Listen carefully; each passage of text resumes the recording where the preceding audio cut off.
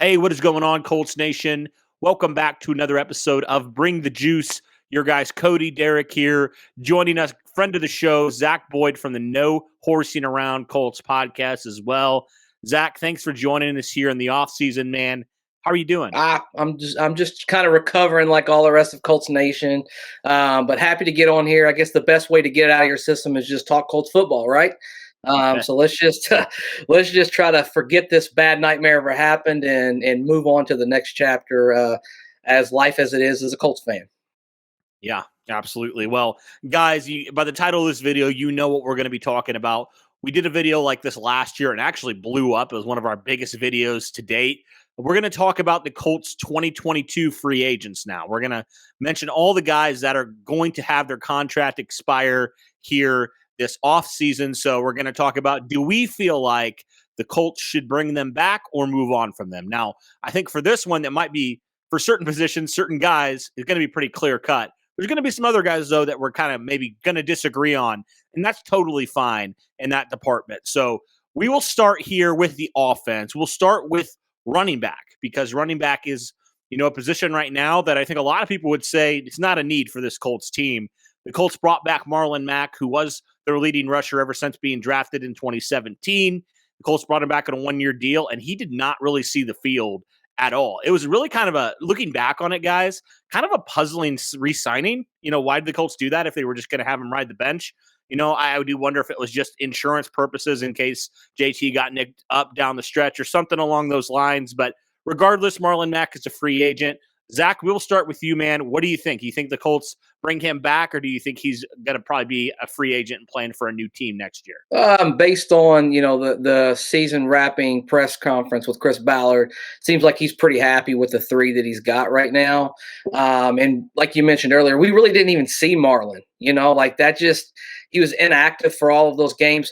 Comes out early on that he was given permission to be traded. No trade ever comes about, and he just kind of sits on our roster and hangs out there. I think going into the season, they had no idea that Jonathan Taylor was going to blow up kind of the way that he did, and they wanted to have a nice veteran insurance policy, but there was just really no room for him as the season played along. So now I think Marlon Mack is probably going to be a free agent, and nice guy. Hope he lands on his feet somewhere. 100% he will not be a Colt next year. It's a 100% guarantee. Marlon Mack said it, he wanted out. He wanted out because, you brought him back under the assumption that he was going to see some play time, but then became a healthy scratch at times a lot throughout the season. Marlon Mack is 26 years old, just coming off of a bad injury. This is a guy that deserves a spot and deserves some more playing time. Whether he's a starter or not doesn't really matter, but this guy is clearly good enough to be a second running back for half the teams in the NFL right now, and it sucks that he's on this team having to deal with that the way he is now. That just shows you the greatness of Jonathan Taylor, that, Jonathan Taylor has completely taken over that room. Of course, the Colts would love to have him back because he's a great teammate. That's exactly what you want in the locker room and in that group of guys. But Marlon Mack, he's going to want some playing time, man. He's 26. You brought him back on a $2 million deal. Somebody's going to get him for cheap. Somebody's going to make him their second string running back. He's going to get a couple touches. He's going to get a couple touchdowns wherever he goes. He's going to be productive. So 100% guaranteed Marlon Mack is not going to be a Colt this next year. I think I totally agree with you guys. I don't see really any scenario where Marlon Mack is back wearing the horseshoe. You're right. He deserves to go out somewhere and to get paid a little bit of money. Probably going to be on that prove it deal because of the injury history, that major injury.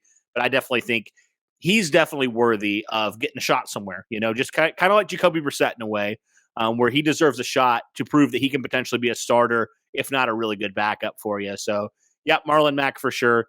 Yeah, let's shift to Moali Cox here real quick. And he's the only tight end on this list.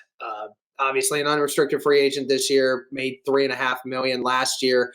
28 years old. We obviously know the physical attributes that Moali Coxon holds, but there was talks of early in the season, try to get Moali Cox involved. And Well, they tried to, but, it just seemed like every time you tried to get him involved, it really just didn't seem like it was working. Zach, what do you think of the idea of trying to bring Mo back? I don't think they necessarily are going to bring Mo back, honestly. I think that Chris Ballard really wants an upgrade in that tight end room. He and Frank really value, having tight ends that can be versatile, block, catch passes. Mo is a different skill set. He's a little bit awkward when he's out there. That doesn't mean that he doesn't ever make plays for us, but he's just a little bit. He's never found his groove. He'll always have. It's kind of crazy. The last 2 seasons, he's had a couple games where you look at him, and you're like, oh my gosh, is he going to take the next step here? Like he's looking fantastic. And then you'll go 5, 6, 7 weeks and not hear really anything from Mo. I will say this: he was a very, very. He improved as a run blocker this year. He did a lot of good stuff, in my opinion, there. But that being said, I still just don't think that we're going to prioritize him. And I think we actually will prioritize tight ends this offseason. See, for me, it really depends on what happens with Jack Doyle. Because if Jack Doyle retires, I think you bring him back 100%. If Jack Doyle elects to go for another year or something like that, then I think maybe you don't bring him back, because I feel like Mo and Jack are both really, really good in the run blocking department, and at some point, like if you had all these guys under contract or whatever, if Jack was under contract, then maybe you don't bring him back. But I don't know. I'm just kind of like, you want to have at least one of those guys who's really, really good at run blocking. So if Jack Doyle hangs it up, or if he's not back with the Colts next year, they don't re-sign him, I think you bring back Mo personally, because he's a lot more athletically gifted than Jack Doyle. He's not as consistent in the receiving game. But then again, you're probably going to address it, right? You're going to find a guy that's more of that receiving threat. So you still want a guy that can really help out in that run blocking department. So I would probably bring him back if Jack Doyle retires or is gone after this season. Derek, do you take the next position here, the wide receivers? All right. First guy that we have to mention here, and that is T.Y. Hilton. 32 years old. The Colts brought him back, and they brought him back from everything that was going on, and it was mainly more of an Irsay thing that brought Hilton back. Originally, Ballard wasn't going to re-sign him, but then, Irsay made that call and made it happen. This season, T.Y. Hilton, half the time on the injury report, the other half just really didn't have a lot of say in how the offense really went down. Hilton had a couple of sparks here and there, but, wasn't a very vocal part of the offense throughout the whole season. So, Zach, what do you think here for T.Y. Hilton's sake? Yeah, I've played this over in my head, honestly, the last couple of days, and I can see maybe a small, narrow path to him coming back. If he wants to play 1 year in a limited veteran role, as with the understanding that he's not going to be, one of your first 3 guys out there. He's going to be in heavy pass situations, maybe on a veteran minimum type of deal. Other than that, I think T.Y. retires. That's just my thought. I think he's done with the game of football. He's a slight frame guy. And I think his body's had enough, personally. He could go play somewhere else, but I just don't see T.Y. really wanting to go play anywhere else. And like you mentioned earlier, Derek, he was just a shell of who he was, his whole career this year. Even when he was on the field, very minimal production, just doesn't have that ability to really do what he's been doing. That may have had to do with his connection with Carson Wentz. I don't know, but I think he's probably done in the NFL, if I had to guess. I think he actually retires. Yeah. Yeah, no, I agree. I think he's going to retire. And if he doesn't, I wouldn't bring him back. He wasn't productive. It's weird how we said for years and years, Colts just got to find a complement to T.Y. Hilton. Well, they finally did. And unfortunately, T.Y.'s body has kind of betrayed him at this point, with the age and the injury stuff. And he just couldn't be that number 2 wide receiver to complement Michael Pittman this year. And so I just think you got to move on. Yeah, I honestly do. When he had that injury halfway through the season, he almost retired then, right? So I do think he's probably going to take that route and retire. And if not, I'm still going to move on from him. I don't, as much as I love T.Y. Hilton, I love T.Y. Hilton. I have his jersey. I have a picture right here of T.Y. Hilton, the signed picture. Like, he's been one of my favorite Colts of all time. But yeah, I think that it's run its course, kind of like it was with Reggie Wayne. You know, you just kind of reach that point in your career where you can't do the things that you were doing. And unfortunately for TY, that's kind of, I think, right now where he's at. So, yeah, I don't really foresee him being a Colt really in any scenario potentially. Well, we know that he's going to be talking with Jack Doyle, who was brought in at around the same time as him in the Colts, and he says he's his favorite teammate. They both said they were contemplating retirement. They said they would talk with each other about it, and they said that they expect that decision to come within a couple weeks. So we will probably know with those two's career paths going forward before the free agency market actually opens. So that'll be good to know. Next receiver that we'll go into, and that is Zack Pascal. Pascal, who we thought, could potentially make that leap again, with Carson Wentz. And it looked like early in the season that was going to be the thing. But, throughout the season, it really just didn't end the way it started for Zack Pascal. Zach, what are you thinking about Pascal here and getting another option? As far as Zack Pascal, I selfishly hope that he doesn't come back. I don't think he was very good this year. I think he was a little bit disconnected personally.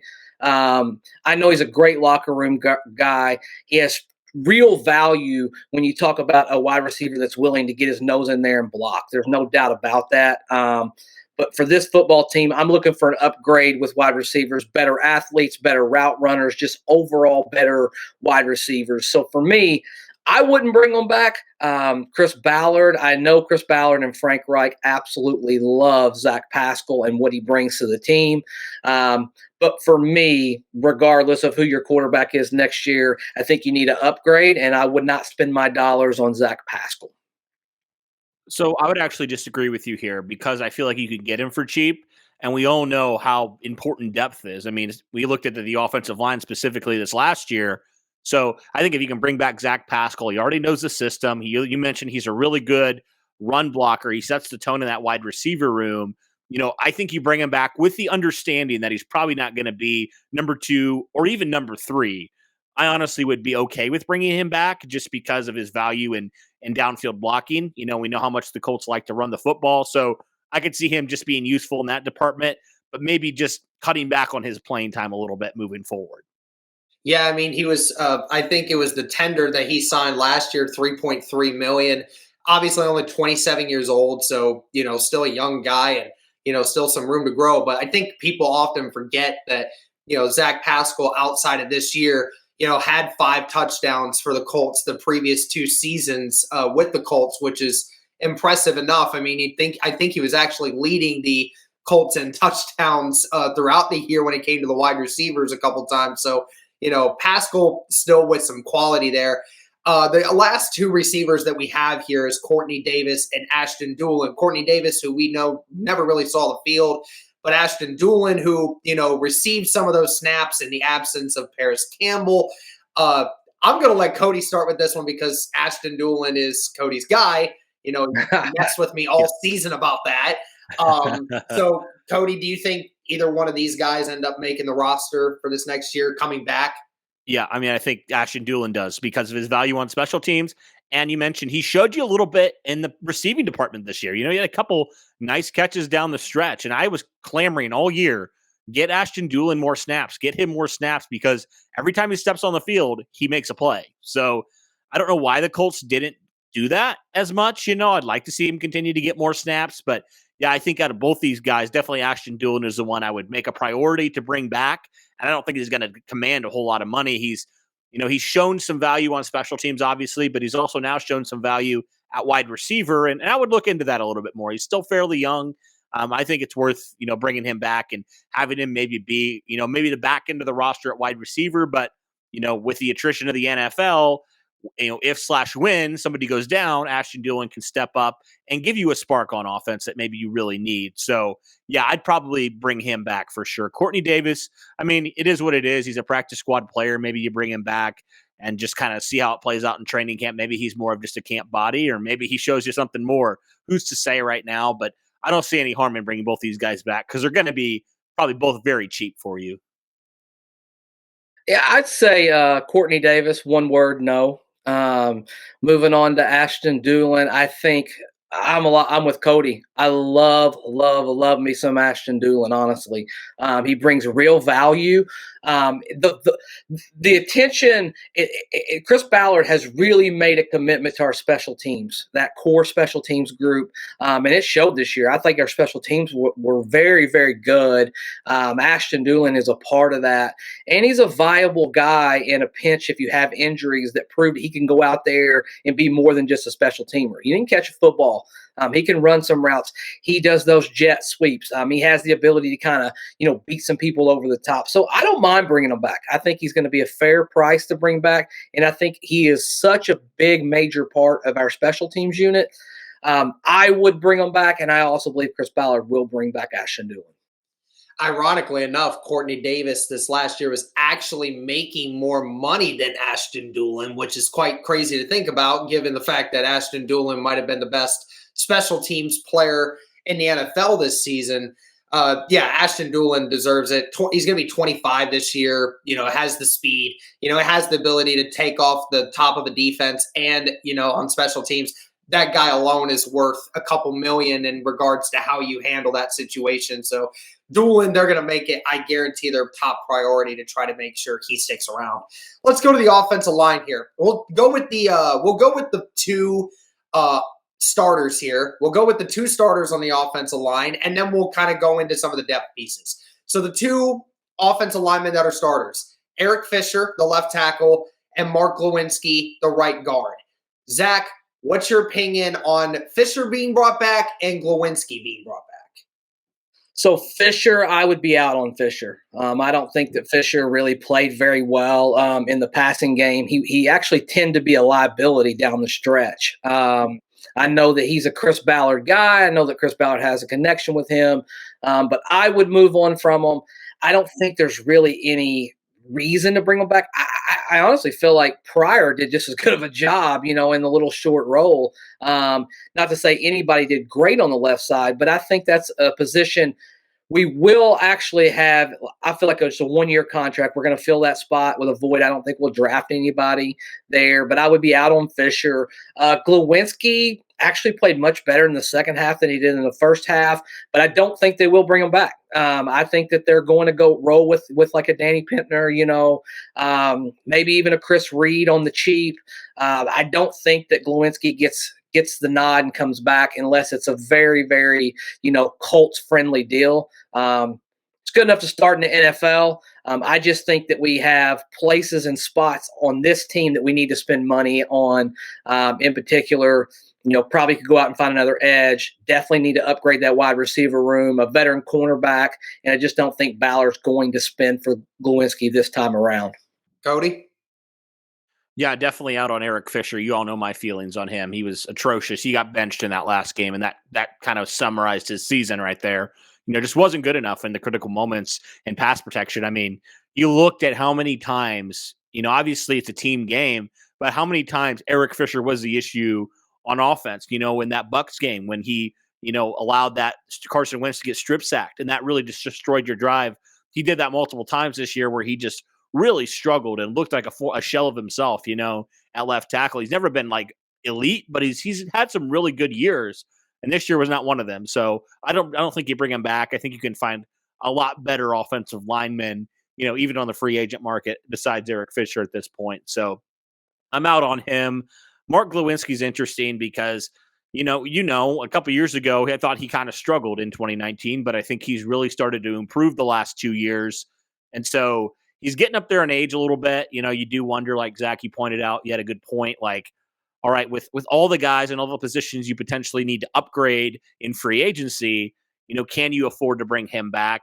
I don't think he's going to command a whole lot of money personally. Now, maybe I could be completely wrong and some team just goes crazy for him. But I think the good thing about all your offensive linemen for those reserve guys and Mark Glewinsky in the interior is like you can bring them back for pretty reasonable deals, I feel like. So I think Mark Glewinsky, if the price is right, the Colts will bring him back because they really like him a whole lot. So that's what I would personally do because, how many times did we see, especially with the uncertainness around COVID right now, like you can be 1 minute from, half your offensive line being out, and then you need some guys to step up. The depth is more important than anything right now, I think, in my opinion. So I would not be opposed to bringing Glewinsky back personally. For Eric Fisher, unless it's team friendly, like I'm talking extreme team friendly, then I'm not wanting him back either. Like I said, you could be the best run blocking left tackle in the game, which he's clearly not, but he's definitely a positive in that area. If you can't pass protect right now, and God knows if they give him another year, I mean, again, he's 31 years old. He's about to be 32 by the end of next year. I mean, it's not like he's going to have more of his prime continuously coming, and he's just coming off that ACL. Or the Achilles. I don't know how he's going to respond. I mean, I just think that you could find another left tackle out there that could fill that role. People talked about Matt Pryor being that left tackle spot. I don't know how much the Colts would entertain that idea. I mean, Ballard has already shut down the idea of Nelson moving to that spot. So that's not happening. So Fisher's got a lot of negotiating to do if he wants to stay on this team right now, as it should be. For Mark, I find it interesting with this piece because, Mark Glewinsky's earnings last year was $5.5 million. Now, my guess is that either Glow or Reed is going to ask for a big payday. Okay, I have a strong feeling one of them is going to ask for a ginormous payday because they're both just under 30 years old. They're both really good at what they do. Mark Glewinsky, maybe not as good as Chris Reed on the top end, but Glow does have that experience, and Glow is, maybe sick and tired of being overshadowed by the whole offensive line thing. Now, it could be flip-flop. Maybe Chris Reed gets a couple of different guys that, start calling like, hey, we'll give you like $10 million for this next year to come and be our next left guard. Like maybe something ridiculous like that, and says, okay, I can't turn down that deal. But one way or the other, Mark or Chris, I don't think is going to be on this roster going forward. I think somebody's going to get paid. But I think the great thing is either way, if you lose one of them, you're comfortable with it because then that money you don't pay them, you still feel confident in guys like Danny Pinter or Matt Pryor moving to the inside. You have that flexibility still on the inside of the offensive line that you feel comfortable with losing that contract. And you can always go get another guy on the cheap and fill that roster spot. Ballard did, for the most part, did very well on the interior of the offensive line, getting guys like that. So that's no issue. But now let's talk about the depth pieces. Let's talk about the tackles real quick. We already talked about Chris Reed. I think we all can agree that if Chris Reed doesn't demand a ton of money, everyone here thinks that he's a top priority bringing back.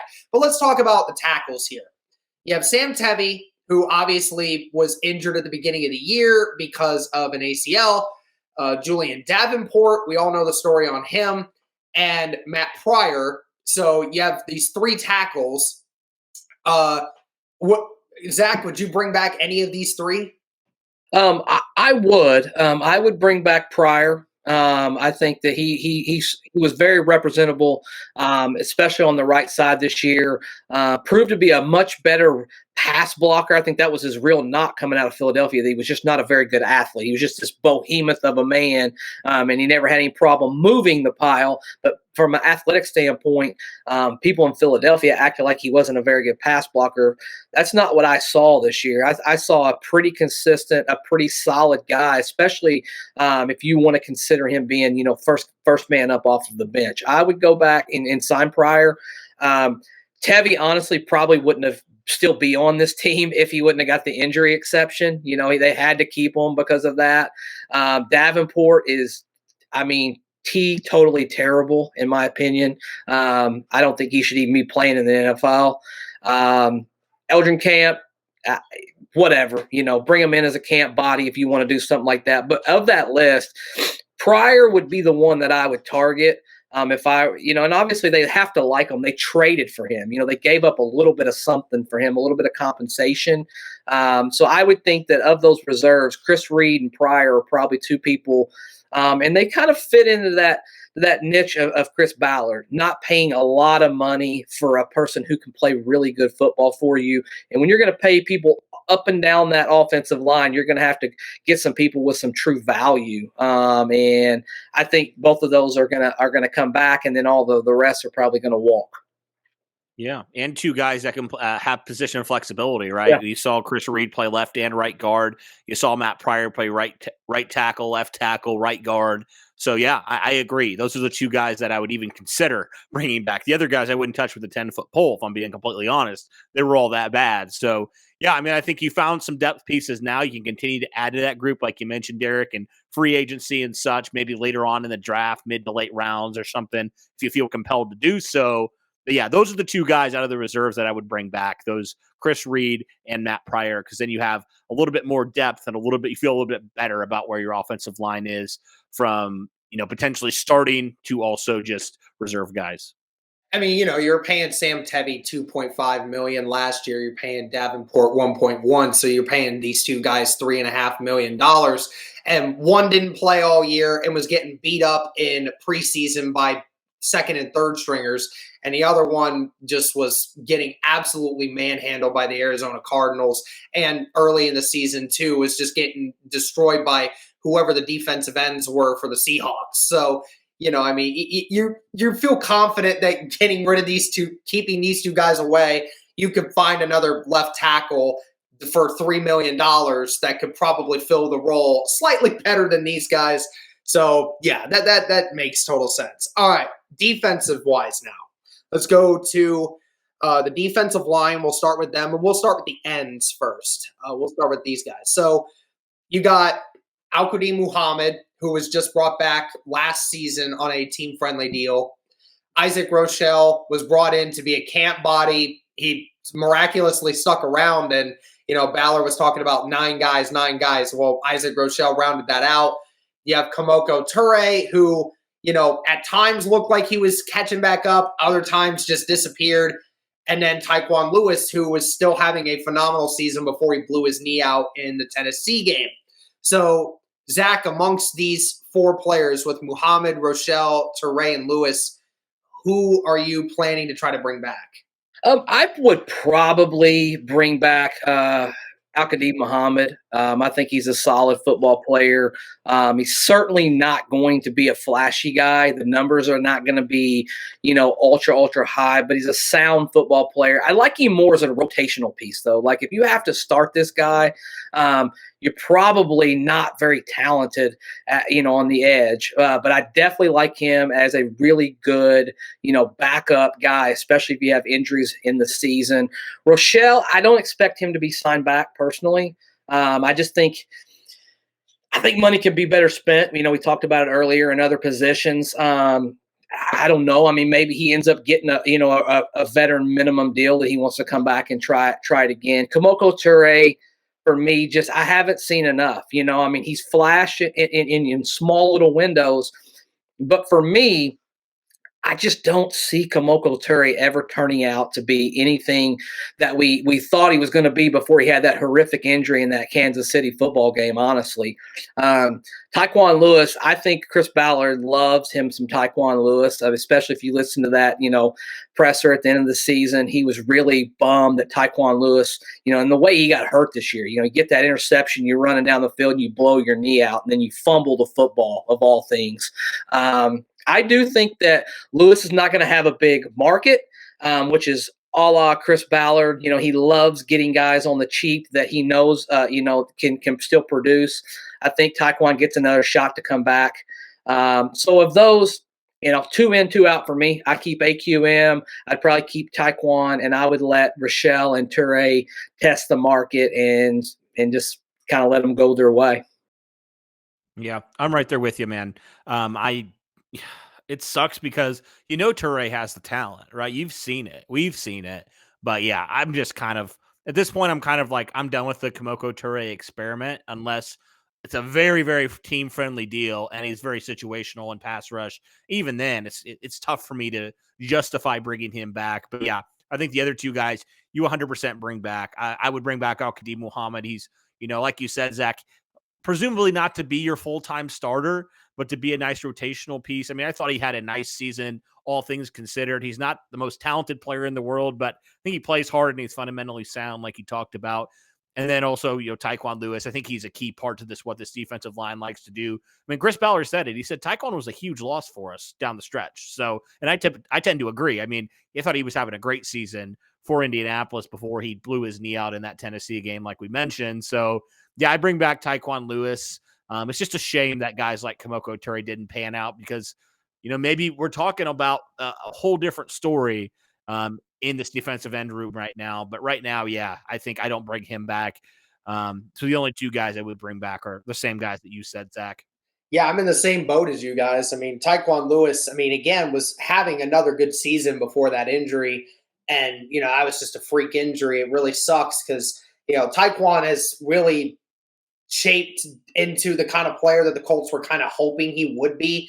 Maybe not production-wise, but he's gotten that motivation to be the kind of player that they want him to be now. We've been waiting for Ben Banigou to have that same reaction, but we haven't seen that yet. Alcadeep Muhammad, again, just a couple of games every year, he flashes at times when you're just like, wow, he has 2 sacks again. He has those kinds of games. He had a couple of those this season. So you're right. Muhammad got signed for $3 million last year. I don't think that he would get much higher than that, to be honest. And, if you're not going to bring Rochelle back, who you paid 2.5 for, and Turay, getting 1.5 as well. I think Turay, somebody would take the chance on a young defensive end like that. Maybe change of scenery would help him. But obviously, I know that's Robert Mathis's boy. Of course, he's taken him under his wing a lot, but I think it's just safe to say that the experiment with him after this season just proves again he's not making the climb. He's really not. And I think it's time to move on and try and find someone else. All right. Yeah, it's one thing, man, with potential versus actual production. And unfortunately, Kemoko Turay's caught somewhere in the middle, where it's like he's had a little bit of production. He's got all the talent in the world, but it just hasn't fully culminated itself after that injury. I do wonder if that injury just really impacted him as a player moving forward, because he's really never gotten back to that form he was at the beginning of 2019. So it's unfortunate, but it's kind of the reality of the NFL. Unfortunately, it's like, they say NFL stands for not for long. If you don't produce, you're going to be gone. And that's just the unfortunate reality of what I feel like is the truth here with Kemoko. Yeah, 100%. All right, let's move to the defensive tackles now. 3 guys here on the list. Antoine Woods, who the Colts signed as a late training camp body, didn't really get a whole lot of snaps this year. Taylor Stallworth, really a rejuvenated season for him this year. And Rob Windsor, who they drafted in the 6th round out of Penn State in 2020, has just dealt with a ton of injuries and really just has been more of a training camp body. Zach, any of these 3 that you would plan for the Colts to try to bring back? Of those 3, I think that Stallworth has probably earned another deal from us. Ballard mentioned that he wants to have 8 people in that rotation, and I think Taylor Stallworth had a pretty good year. Honestly, I'll be one to admit, when we did our preseason stuff, I wasn't for sure that Stallworth was going to be a part of this Colts football team, honestly, but he just came on. Showed a little bit of pop and movement as far as getting some sacks on some quarterbacks late in the season as well. So proved to be a pretty good athlete. I would bring back Taylor Stallworth. I don't think the market's going to dictate for him to have some crazy boom or anything like that. So I think a good team-friendly deal again. I'd probably wait and see with Antoine Woods. Like, if you get to training camp and you need another body, I don't have a problem on a very bare bones minimum bringing Woods back, but I don't see that being a priority at all. And then Windsor, you mentioned earlier, just body's just can't hardly hold up in the NFL. He's a little bit slight framed anyways. So I would think Stallworth for sure would be a guy they would try to bring back. The other 2, I don't think it's one way or the other with Chris Ballard, and I certainly don't think Chris Ballard's going to be in any hurry to sign those 2 back, and he'll just let that play out.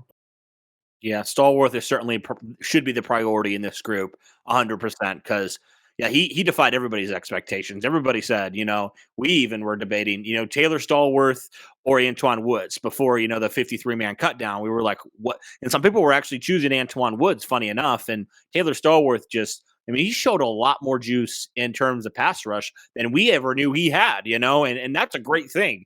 I just love his energy, man, that Taylor Stallworth plays with. I think he has just a great presence in that locker room, kind of being able to see him a little bit closer, talking to him a few times, being able to see him close up in like Hard Knocks and stuff. It's been really cool to see kind of his growth from when he came to the Colts early into the season in 2020 to where he is now. I think he's really starting to develop himself as a nice rotational piece behind Grover Stewart and behind DeForest Buckner. And he can even play a little 3-tech now because of how well he can rush the passer at certain moments. So, yeah, I think I'm right there with you, Zach. I think Taylor Stallworth is probably the only one that's a slam dunk to me right now that I would bring back. Yeah, I'll agree with you guys 100% on that. I mean, Stallworth, we've talked to him a couple times over the last year, and he's a terrific guy. He seems to be fitting into the locker room really well, and it seems to be paying off. He had 3.5 sacks this year, which is almost as many as he had in his first 3 seasons in the NFL altogether. So, he took that leap, and now you're saying, well, okay, so you need to keep the depth piece that took a leap up on what he used to provide you, and now that he took that. Now let's see if he can get even higher. And, that's worth another contract for sure. Linebackers, 3 of them to be exact.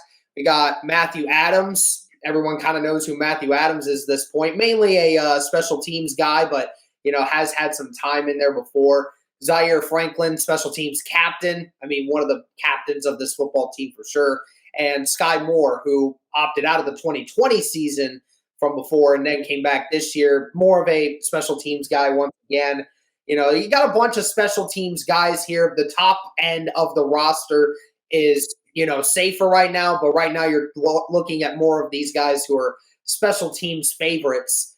Zach, what are you thinking here for Zaire and Matthew? I think both of them come back, honestly. I think Zaire is a guy you mentioned that's just so big in our locker room. Chris Ballard loves this guy, loves this man, what he stands for. Not an incredible athlete by any stretch of the imagination, but I would consider him in the category of just a solid football player. He's certainly not going to flash and make all kinds of crazy plays. And then Matt Adams, I mean, he's a core special teamer, right? Like, I mean, he provides so much value. You wouldn't think it would take a whole lot to sign him back. Ballard does value special team play. And I think Zaire Franklin as well. These are guys that you're going to get, and you're not going to break the bank, but you're still getting good play and good value out of these guys. So I think both of them, I see a path where both of them will be signed on the cheap, honestly. Yep, agreed with you there. Man, we're not having a lot of disagreements right now because I think these are pretty cut and dry. I'm wondering how it's going to go, with corners and safeties and such and special teams. But yeah, I mean, I agree with you totally. Like, I think these guys are so invaluable at special teams. I've preached it so many times, and the Colts have preached it so many times, the value of special teams and having good guys on there. And they seem like they have a really good core of special teams guys. And bringing both these guys back just helps that out. And like you mentioned, you're not going to break the bank for them. So I think the value for the amount of money you're going to pay them, which is going to be not very much, is definitely makes it worth it to bring them both back. Matthew Adams, I see totally as a chance to come back. I don't think that there's going to be much of a chance that he doesn't. Zaire Franklin, for me, is a little bit of a wild card because this season he did get a chance to finally play some linebacker. There was a couple of injuries here and there. Late in the season when the COVID stuff started hitting, and Zaire and EJ Speed were the backup guys. The Colts sometimes had those 3 linebacker sets out there. Zaire and EJ Speed were the guys. And, it's getting to a point. I like Zaire Franklin. I really want him to stick around. But I'm also thinking he's getting paid less than $1 million right now. He's 25 and a half years old. He's young. He's got potential. He's obviously a special teams captain. He has that going for him. And then, who's it to say, a team decides to say, hey, Zaire, we'll pay you $1.5 million to be our 3rd linebacker on our roster where we can guarantee you'll get more defensive reps, right? So it's one of those things where I don't know if Ballard is going to stretch to the point of keeping Zaire Franklin around that much to where, you're going to want to stretch it to where you're paying him multi-millions to keep him around. That's just one thing I think is that Zaire, I think amongst all of the guys that we've been talking about, is young, also has that potential to grow more in a bigger system, which I'm afraid. I think Zaire might potentially test something else. I honestly think he will, because I don't think he's going to get much higher than where he is now in this system because of the linebacker group that they have. He might think that there's some other place that gives him a better chance to be a starter one day. But what's the value for him, Derek, if I might ask? Right now in 2021, I mean, obviously what he was getting paid last year was $640,000. I mean, he was getting paid for virtually nothing. He was the fourth lowest free agent mark of anyone on the team right now. Yeah, so, I mean, I don't see a scenario where the price gets driven up that high, though. That would be my only argument. Like, is someone really going to pay? Let's just throw a number out there. Is someone really going to pay him 3 years, $12 million to be a linebacker? No, I wouldn't even say that. I'm just talking like, maybe a 1 year deal or like a 2 year deal worth like $3-4 million. I mean, even then, that's still quadrupling what he's getting paid right now.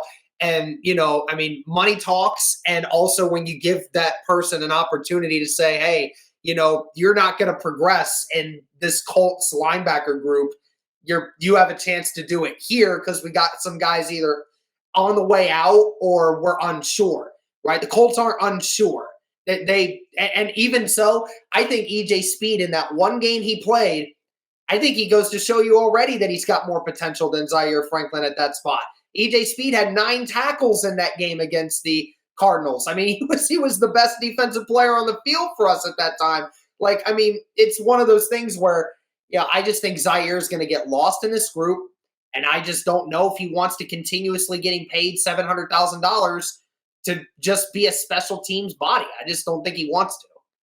I don't think he's a special teams body, though. That's the thing. He's your captain, Right. I think and I understand that. You're the captain of it, so it makes you think, I'm up at that level, so I'm making it think to myself, if I'm at that level now here, where I'm stuck at this one position right now, then what makes me think I can't go do it somewhere else, right? Like, you have that going for me. You've called me the leader.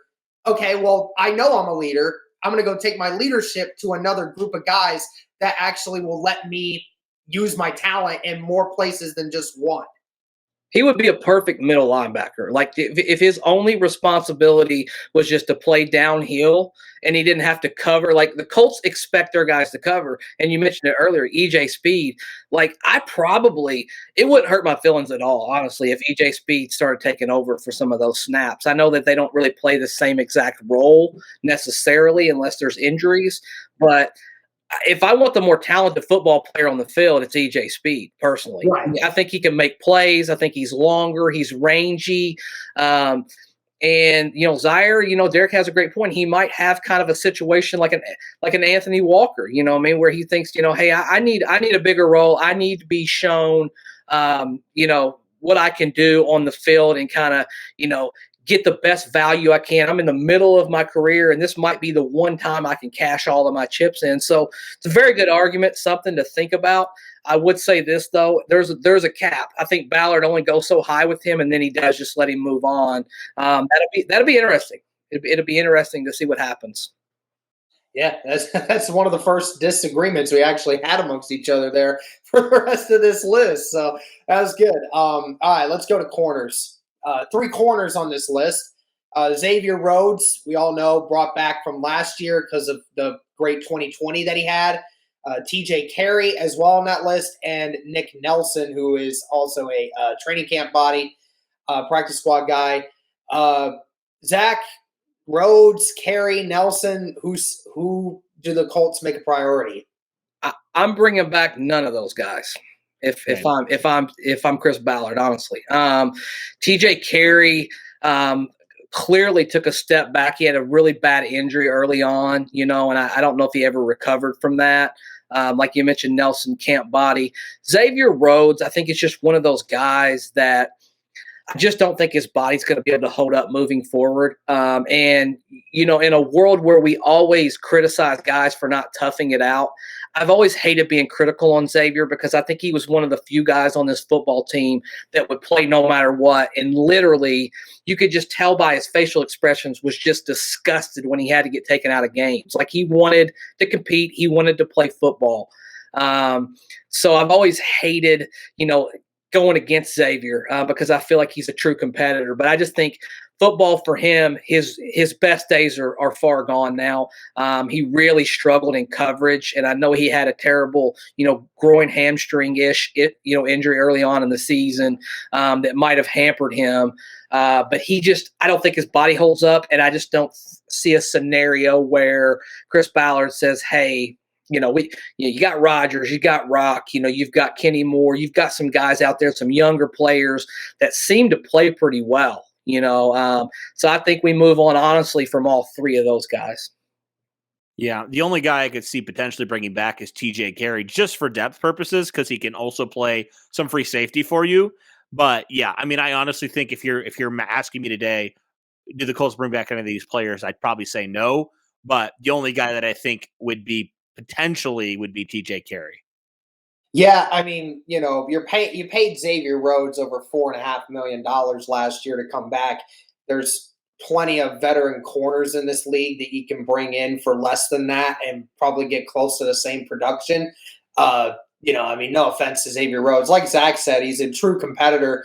I mean, he's built a name off that. He's one of the most aggressive corners off the line that you'll ever see. But you're right. He's going to be 32 years old when the time this season starts. Same with TJ Carey. These two are definitely hobbled with injuries, and it continues to happen every year. It just doesn't seem like it's going to get better. I'm with Cody on what he said.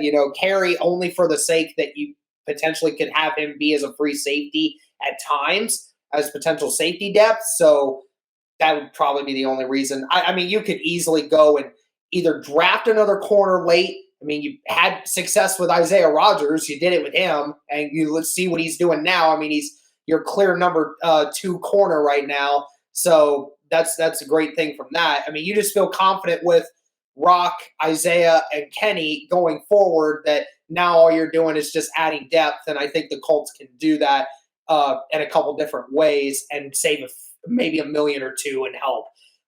Now let's go to the safeties because we were mentioning that. 2 of them that played a huge role this year. We know that Carey Willis was out for an extended period of time with injuries and had COVID. And we know that Julian Blackmon midway through the season was out. That was obviously a huge loss for the Colts. So we have George Odom and Andrew Sendejo. Zach, curious to know your thoughts on these 2 guys here.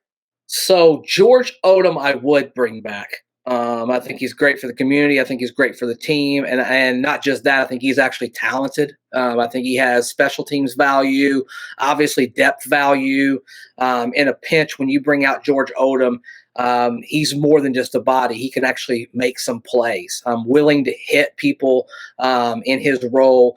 Sendejo, for me, I'm a little 50-50 on him only because – he's a pretty old guy. He's aging, he's getting older, and I think he's actually really, really limited in coverage. He's probably responsible for more hat throwings for me this year than anybody. Honestly, I just took my hat off, threw it on the ground, watching him in coverage. He busted coverage several times, honestly. But that being said, if you want to play him in a box, he is unique. I mean, he's willing to hit people. He's willing to come up and make plays, get his nose in there. He could be a depth signing. Certainly not a guy who, if I'm Chris Ballard, I'm saying, hey, I got this list and this priority list of my own guys. He's definitely not at the top of that list for me. If he goes through the whole thing and gets around training camp and you need another veteran to bring in, say Blackman's not really, recovering as fast as they thought, I wouldn't have a problem with them signing them for a veteran minimum. But George Odom, I would bring back, and I think he's probably due for a little bit of a pay raise this year. I think he's earned that. I know he was a little bit disappointed based on some of his tweets last offseason that he wanted to get a little bit better paycheck, and I think he's probably earned that. He's not a starter, but he's definitely a guy that's going to see some action every single year due to injuries and depth. So, yeah, George Odom, yes. Sendejo, I'm probably out on him. Yeah, it's funny, Derek. I would have made this argument a lot more for George Odom, the argument you were making for Zaire Franklin, because he obviously has shown that he feels like he deserves more of a role. I feel like he obviously does as well. He showed that again this year. So I think he definitely deserves, like you said, Zach, a pay raise of some sort. I do think he's a priority to bring back for sure, because you need depth at safety, and you need a guy on special teams who made the Pro Bowl last year for special teams. So, and I think he was an All-Pro too, if I'm not mistaken. So, you got to bring both those guys back. I think you got to bring him back for sure. I wouldn't bring back Sendejo personally, because, like you said, he's very limited. He's older. He got injured. He's a big hitter. I think that's the big thing. You weigh is like he kind of made some big hits in that New England game, especially. But you do wonder, okay, can you get a guy that's a lot cheaper and a lot younger that can maybe do a similar thing, maybe later in the draft or whatever it is, maybe in free agency as well. So I'd say yes to Odom and probably out on Sendejo. Yeah, I didn't even realize that Sendejo's 34 years old. He's going to be 35 when the season starts. That's insane. I don't know if I've ever seen a 35-year-old safety in the NFL ever. I don't know if that's just me, but I'm surprised. He's way older than any of the free agents on the market for us. Way older. I mean, T.Y. Hilton's 32 and a half, and Sendejo has him by over 2 years. I mean, it's insane. I mean, that's quite crazy because I didn't even realize that. But you're right. Like, Sendejo, for me, I liked what he was doing towards the end of the year. I thought he was getting better. And, of course, he seemed like to be one of the only few guys that was not afraid to absolutely just destroy somebody on the football field, which I kind of enjoyed. It was a little bit more of a reassurance for me that there was somebody out there actually trying to impose their will when sometimes this defense just didn't do it. So, but you're right. Like, can you find a safety that's 7 years younger for the same price that'll do the same thing? I mean, I'm sure you could. And George Odom, yeah, I mean, Cody, I was going to make that same argument. He should be absolutely a priority that you have to bring back. Absolute 100% priority. If there's anyone on the safety market that you're going to go for, George Odom is the guy that you need to make sure you bring back because of everything he does. The only issue is he knows he's going to have a little more leverage this year than what he did last year. He played half a season at safety. There were a lot of times that he played really well. Played in that Buffalo Bills game. That man almost had 4 interceptions. I mean, he had a phenomenal game against the Bills, who just murdered the Patriots on live television the other day. So, George Odom, 28 years old, you got him for $2 million last year. Obviously wasn't happy with how contract negotiations went for him last season, but played through the season anyway. And, I think he's improved his stock a lot with what's been going on. So, is there another team that, potentially wants to make him, I don't know. I don't think it's the issue of the place he's at. I don't think he minds being a backup. I don't think that's his issue. I think it's just the fact of the money. That's the thing for him. And who knows? Is there a team that's going to pay him, $4 or $5 million to be a backup safety? I don't know. Maybe one team will that doesn't have a lot of clarity at who their safety is going to be in the future. I have no idea.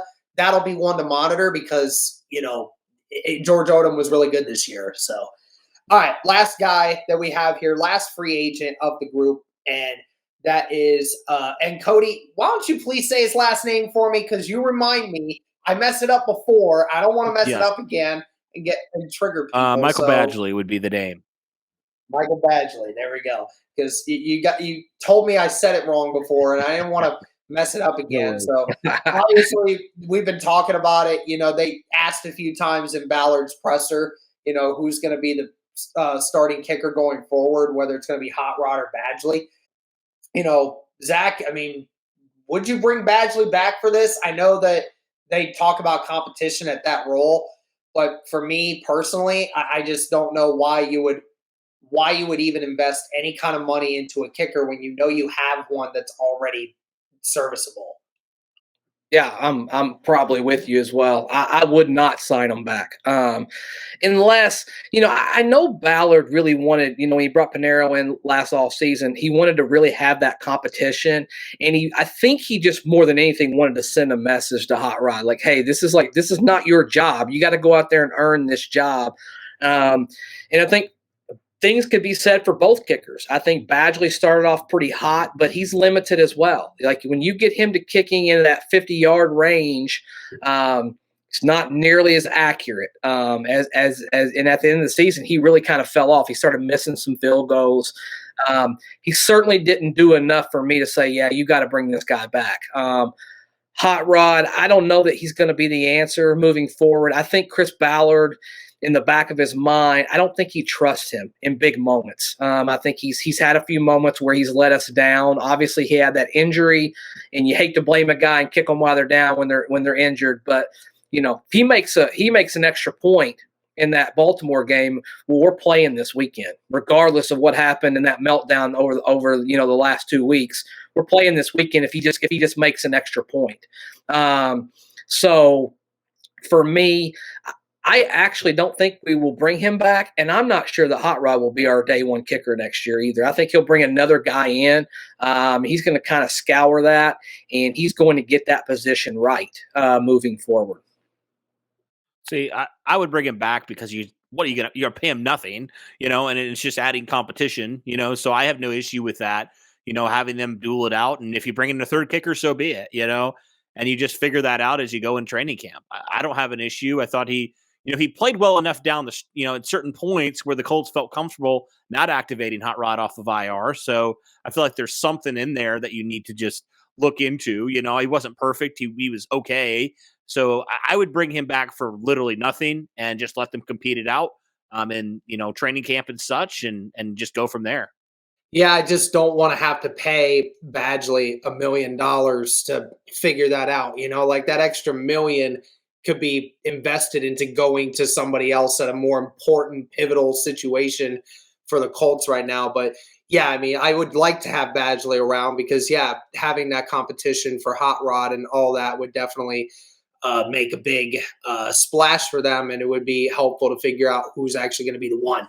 Hot Rod's got the bigger leg. He's just been more inconsistent. The only issue with Badgley is that, yeah, he was more accurate, but, the further away you got from the goalposts, the less he shined, and he showed you kind of doesn't have quite the leg that Hot Rod does. So, and, like, I don't like the comparison of he doesn't have a clutch moment. He hit the 54-yard field goal that won us the game against Green Bay 2 years ago. It's like I know that inconsistency, that's definitely the problem. And that's the problem with the Colts team in general, is that they just seem to be inconsistent all the freaking time. But, I mean, when Hot Rod wants to kick a 55-yard field goal, I'm confident it's going to get there. I'm confident that he's going to make it. But at the end of the day, I just don't know if I can trust that with Badgley. I just don't know. I think that, kind of double down on the Badgley and the Hot Rod thing was that I don't think either one of them have done enough to just like clearly go take the job. So yeah, either way, I think that competition will be healthy, and I'm for healthy competition moving in. I thought Pinero that was a good decision for Ballard to bring him in, in the off season. That's my 2 cents, my shameless plug for our kickers this year. All right. Well, I think that's going to do it for the free agents for the Indianapolis Colts and who we think we would bring back or would let walk. Obviously, this offseason is going to be very pivotal, and there's a ton of guys that the Colts have to adjust for. So, obviously going to be a long off season in the waits for you guys. So thank you guys so much for the continued support. Let us know what you thought in the comments. And as always, go Colts.